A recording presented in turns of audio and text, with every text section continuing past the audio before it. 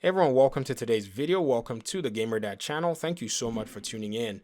So today we're going to be looking at a sentiment that has pervaded the community for a long time. It's a very simple one, but has different variations. I'll take two variations of it and try my best to address them in this video. Now, the sentiment is that number one, the division needs to be moved away from Massive to another studio that actually cares about the game. Now, that's a very subjective thing. Who cares about the game or who doesn't care about the game? I guess that's subjective because you don't know. We haven't spoken to the developers in terms of one-on-one in a long time, and even still, you haven't had a drink or a coffee with most of the people who actually develop the game or even work on the game. So you can't necessarily tell if they care or not about the game. So I guess that's one subjective side. Another variation of the sentiment is that Ubisoft Massive needs to pull a Bungie. They need to basically break away from Ubisoft. I'll try my best to address both of these concerns. The first one I'll quickly address as, if you want the Division 2 to move away from Massive, where do you expect the team that's going to take it on to get the expertise and the knowledge? Where do you expect them to get it from? You think the Division is a game that you're just going to give to any studio and they're just going to pick it up and just run from there? The game is unique. It's a one-off. There is no game that actually carries the amount of weight in terms of development implementation as this game. And even just throw down a little bit more, this is one of the most unique games ever made. You just can't pick it up and from your local game store in another form or another package. So already the game is going to be at a huge disadvantage, and you would rather be in a position where you get a much more refined Division project after Division 2 from Massive than get an iteration from another studio that has never touched the game before. Now, the second variation in terms of this sentiment is Ubisoft pulling a Bungie. Now, I know it's probably not going to happen, but let's just hypothesize. If Ubisoft Massive decided that they wanted to go ahead and pull off a Bungie, how in the world are they going to secure the funding for their projects? Right now, Massive has a lot of expensive projects that they're working on. A Star Wars game is going to cost that studio a lot of money to develop. Say, an Avatar game. It's going to also cost that studio money to continue to support. Let's say they publish it and then they say, we want to just break away. Who's going to be supporting it? I mean, it's going to be them, so they're going to need the funding. And then if they're working on another Division project, which I strongly think they are, in my opinion anyways, who's going to fund that project? I mean, if you think about the funding of video games, it will really kind of send chills down your spine, because if Massive cannot secure the funding, say they do a pull off a Bungie, they cannot secure the funding to continue with their own development, then the curse of the Superman game is liable to fall upon them. Now, what do I mean by the curse of the Superman game? You see, I follow superhero games a lot, like superhero games. And a while ago, there was chatter within the superhero game community that a Superman game was canceled. Now, there were, concept art leaks. There were also, in fact, some in-game engine footage leaks as well that said, oh, wow, there really was a Superman game being made. Just a few months ago, one of the developers that worked on that game actually came out and mentioned extensively what actually happened for the game to get canceled. And believe it or not, it was a financial issue. The developer came on Twitter and said, in 2007/28, I was lead designer on a Superman game that was never released because the economy crashed hard. It killed our publisher, our studio, Factor 5, and the game. I have multiple unreleased games through my career, but this is the only one I mourn to this day.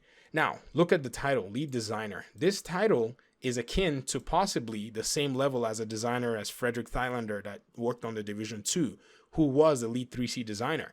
And this is a person that probably has a lot of team members that are working on their, systems, and they're just in charge. So this isn't someone who just basically decided, I'm just going to come on Twitter and just run my mouth. And you know what's even crazy is they were actually gracious enough to take a lot of questions, to show early concept work and actually show some really interesting concept art. And they were able to answer questions, and a lot of people, were quite intrigued, and it was a really interesting learning experience.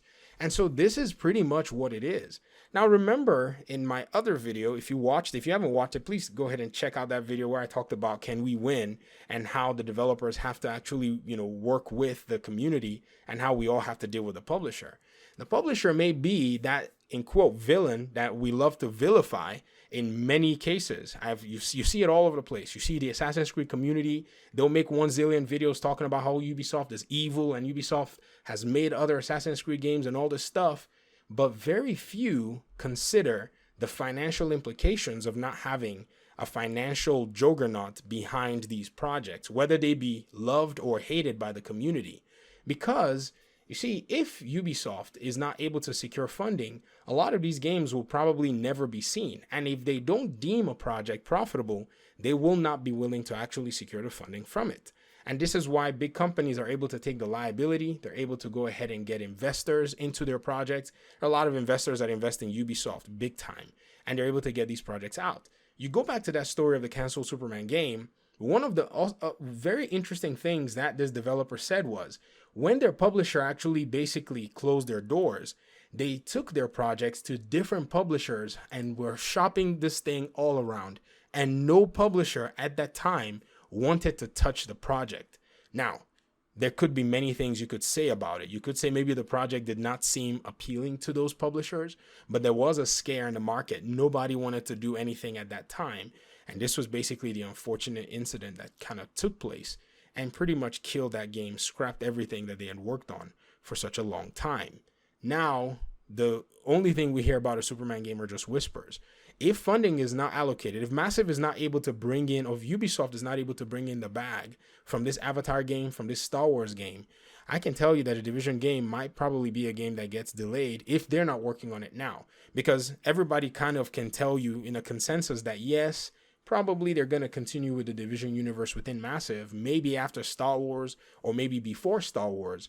But I can guarantee you that the proceeds and the profits that Ubisoft is going to be getting from whichever game it drops next is more than likely going to influence production. So here is the conundrum that we find ourselves in. We find ourselves in a position where the publisher may not be the greatest publisher of all. They may not necessarily be, which publisher is actually really that great, actually? None of them. In all honesty, CD Projekt Red basically threw itself under the bus with Cyberpunk 2077. And this is what happens when the bag starts to look way more appealing than, the project itself.